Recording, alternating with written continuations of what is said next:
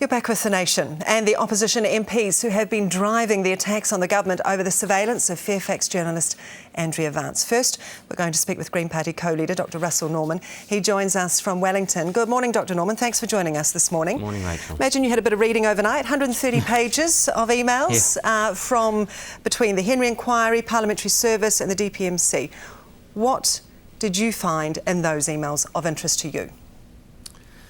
Well, the critical email is on the 20th of May, and that's the email from the Henry Inquiry to Parliamentary Services requesting all of the email exchanges between Andrea Vance and Peter Dunn, and not just the metadata, not the logs, this is the actual content of the emails. So that file that they were then sent was sent as a result of a direct request from the Henry Inquiry. That wasn't sent as a direct request. The Henry Inquiry say that they didn't request that. Have a look at the 20th of May. They did. It's very, very clear.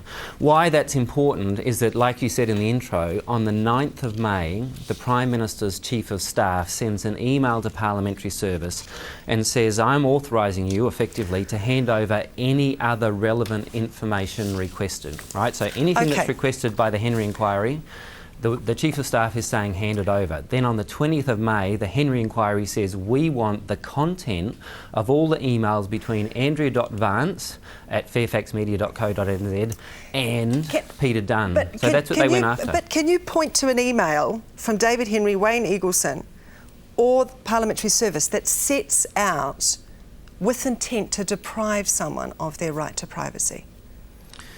If you look at the email on the 20th of May, we don't know exactly who it's from. It just says at the top, from the Henry Inquiry to Parliamentary Service.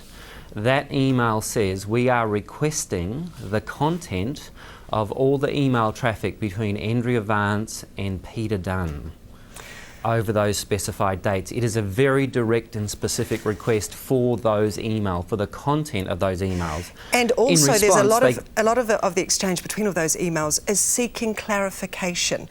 What can we access? What can't we access? Who's comfortable? Wayne Eagleson sets out he's not comfortable with authorising that to happen.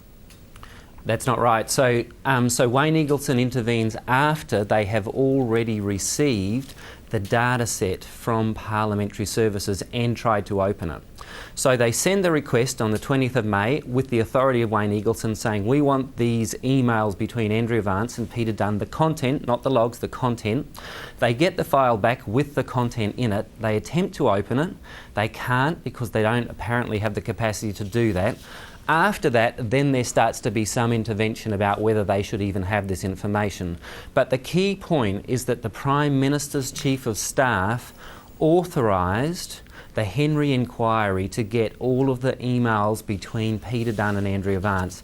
And that's why, in my opinion, I am now calling the Chief of Staff needs to stand aside from his position until the Privileges Committee reports back on this. Andrew Kibblewhite admits he didn't bother to tell anyone about what's occurred here in terms of the emails between Dunn and Vance.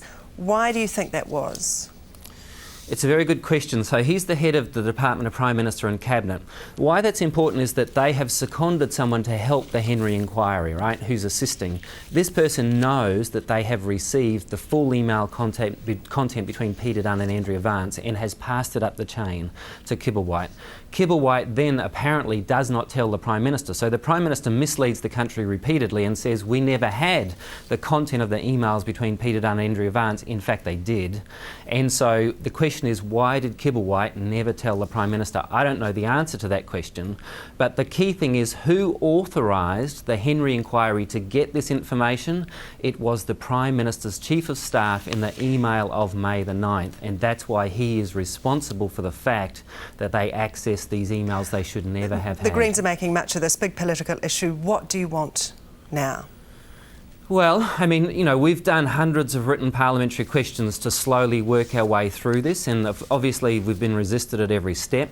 We finally figured out, through written questions, that it was the head of Parliamentary Service that authorised, that released the information about Andrea Vance's records and so forth, and then he stepped down the day that we finally got the answer to that question.